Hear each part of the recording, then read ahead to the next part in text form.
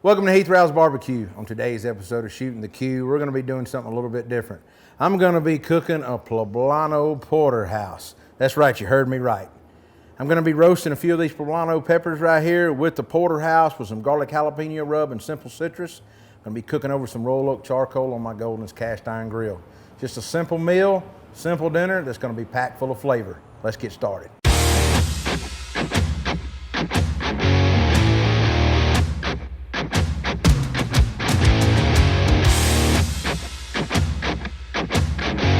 All right, to get started here, we've got a good 1.25 to 1.5 inch porterhouse steak. It's a certified Angus beef that I picked up at my local grocery store. The only thing I want to do before I get started my rubs, I'm going to give it a spray with duck fat spray.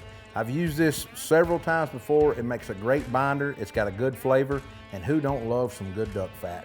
So I'm going to spray it down on the porterhouse, and while I'm spraying, I'm going to spray these poblanos down pretty good. The first thing I'm going to do is use a little bit of my simple citrus rub. This is going to have salt, pepper, garlic, onion powder, and a little bit of citrus and lemon in it, just a tad, for a little bit of that acidity.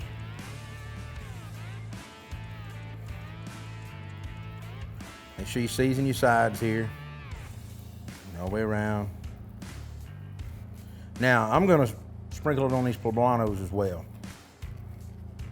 Now, once I get that seasoned, I'm going to come back and use my garlic jalapeno rub. Now this is salt, pepper, garlic, onion powder, a few other seasons, and some jalapeno powder in here. Now you can see that looks pretty thick, but this is going to cook off of this steak, so you have to season it heavy. A big cut of meat can take this. So a lot of people's going to go, oh, that's too much, that's too much. You know what? You season it how you like, I season it how I like. Now I'm going to use a little bit of this on these Poblano peppers as well.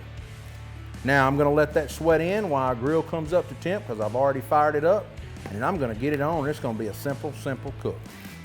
Now we've got our Golden's cast iron cooker fired up and stabilized. I'm running my top vent about 2/3 of the way open, so I'm running about halfway open. I'm setting about 510 degrees right now. Now I'm going to get ready. My steak sweated in. I don't want to put my Poblano peppers on just yet. Now remember, you need to stay with your steak when you're cooking. It's not going to have a total cook time of anywhere between 7 to 9 minutes probably to get it what we're looking for, about 124 degrees, 123 to 125. I'm soaring from that when it comes to a hot and fast steak. So let's get it on and get it going. First thing I'm going to do is spray my grates with a little bit of duck fat spray.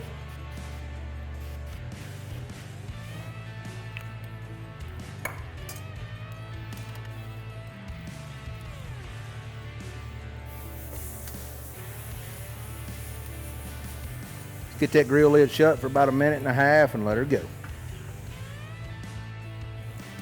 Been about 1.5 minutes.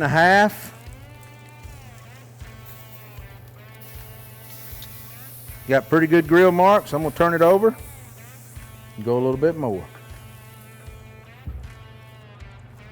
All right, it's been another 1.5 minutes.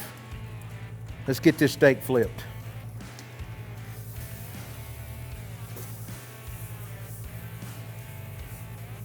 Back down. Now I'm going to go ahead and put my poblanos on here to start blistering up and get them roasted. All right, it's been another 1.5 minutes. Let's get her checked.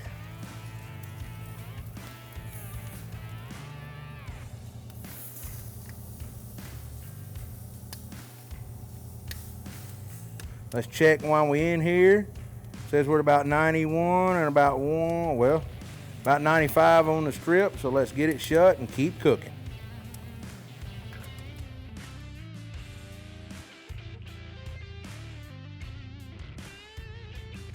Now that our Poblano Porterhouse is off of our Golden's cast iron grill, I'm going to recap for you. So all I did was spray it down in a little bit of duck fat spray, put a little bit of simple citrus on it, and some garlic jalapeno rub.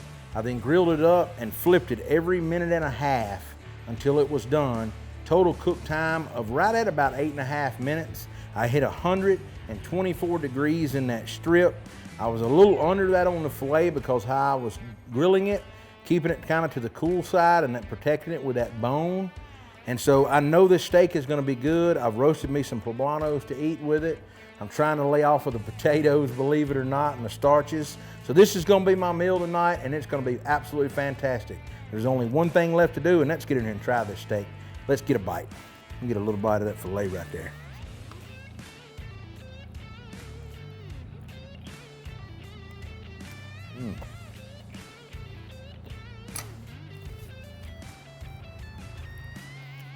Damn, that's good. Let me slice this thing up and show you just how good it's cooked. Now that I've got my steak sliced and fanned out after I took that first bite of that filet, you can see for yourself, this steak is a perfect medium rare.